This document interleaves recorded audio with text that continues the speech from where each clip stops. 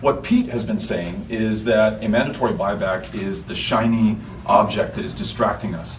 How in the world can you say that to March for Our Lives? How can you say that to survivors of mass shootings across this country? How can you say that to the majority of Hispanics in America, certainly in Texas, who fear that they will be the victims of a mass shooting inspired by racism and hatred that's been welcomed into the open by this president and has been armed with weapons of war?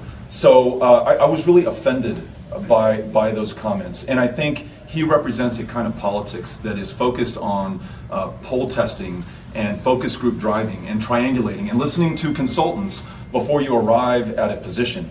I think our politics has to be about doing the right thing, saying the right thing. About your plan here, because you and several other candidates have proposed this nationwide gun licensing system.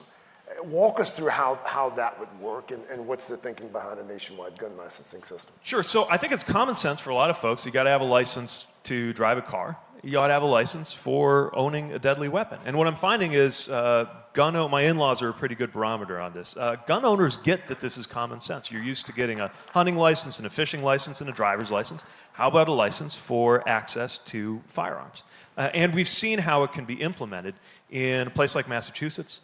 Steps have been taken that also enable us to deal with the guns that are already there. Now, I'm less concerned with the mechanics of it. I actually don't mind the idea of it being administered at a state level as long as there's a federal standard that every state has to live up to.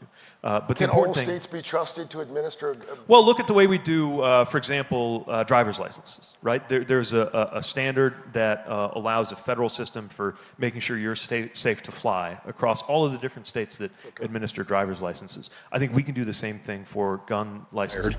People in positions of power being scared and afraid and complicit in the violence and the bloodshed. Also taking a swipe at his rivals. Even some Democrats who are running scared on this issue are running away from those that they represent.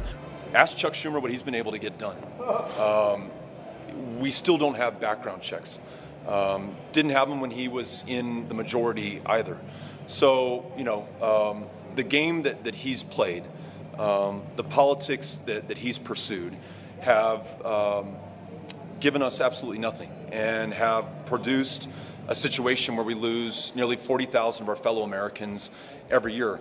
What he may not know, but what I hear loud and clear because I'm traveling the country, listening to my fellow Americans, is that the people are there. They just did a poll in Texas. 49% of Texans, the state of Texas, support a mandatory buyback. A little more than 30% not be able to get up and kill one of our soldiers.